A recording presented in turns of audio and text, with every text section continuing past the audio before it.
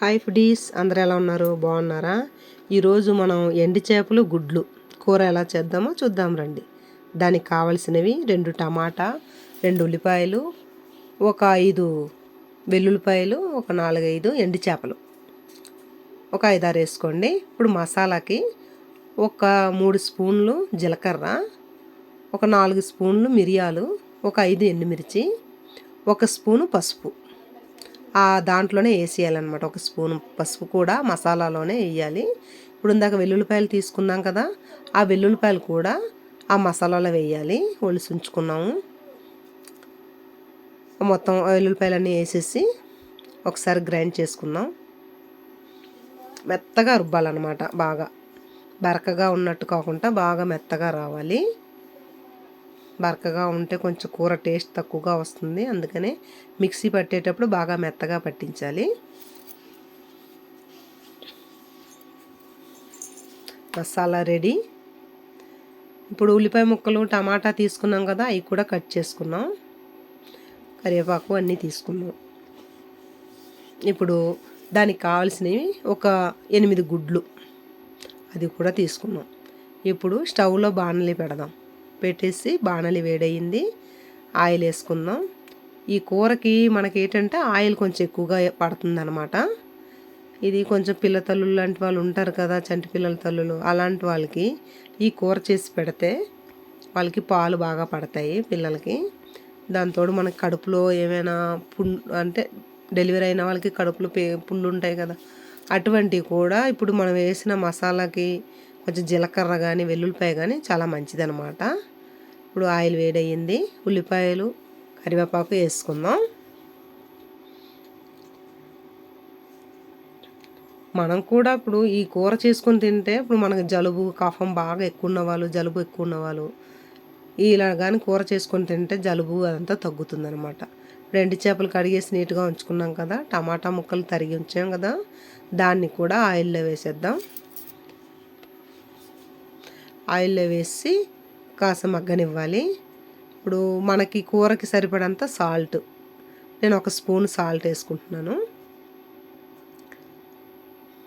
ఒక spoon salt వేసుకుంటే టమాటా ముక్కల్లో సాల్ట్ వేస్తే తొందరగా మగ్గుతాయి. అది కూడా ఆయిల్లో బాగా వేయించాలన్నమాట. మగ్గాయి, టమాటా ముక్కలు మగ్గాయి. ఇప్పుడు మనం మసాలా గ్రైండ్ చేసి ఉంచుకున్నాం కదా, ఆ మసాలా పేస్ట్ని కూడా ఆయిల్లో వేసేద్దాం. బాగా పచ్చివాసన పోయేదాకా ఆయిల్లోనే ఉడకాలి మసాలా.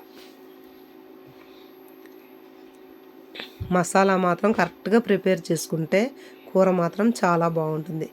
కఫం బాగా పట్టిన వాళ్ళకి కానీ, జలుబు పట్టిన వాళ్ళకి చాలా మంచిది. మసాలా ఉడికింది. అలా బాగా దగ్గరగా ఉడికిపోవాలి. కలర్ చేంజ్ అవ్వాలన్నమాట. దీనికి మనం కారం గట్ట అక్కర్లేదు, ఎందుకంటే ఎండుమిరపకాయ, మిరియాలు వేస్తున్నాం కాబట్టి కారం అక్కర్లేదు. దీనికి తగినన్ని వాటర్ ఆ మసాలాలో వేసుకుందాం. తగినన్ని వాటర్ వేసుకొని మనం ఇప్పుడు ఎండు చేపలు కడిగేసి ఉంచాం కదా, క్లీన్ చేసుకొని ఆ ఎండు చేపలను కూడా దీంట్లో వేసేద్దాం.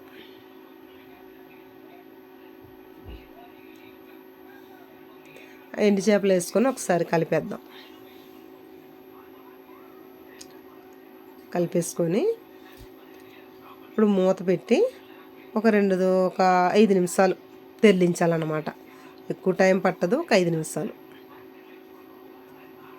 5 నిమిషాలు అయిన తర్వాత ఇప్పుడు కూర తెరులుతుంది కదా, ఇప్పుడు మనం గుడ్లు తీసుకున్నాం కదా, అలాగే పగలగొట్టి వేయకుండా ఒక కప్పులో వేసి పగలగొట్టి చూస్తే గుడ్డు బాగుందా లేదా అని తెలుస్తుంది. ఇప్పుడు సడన్గా మనం దాన్ని డైరెక్ట్గా చితగొట్టేసి కూరలో వేసేసాం అనుకోండి, ఆ గుడ్లు బాగోకపోతే పాడైపోద్ది.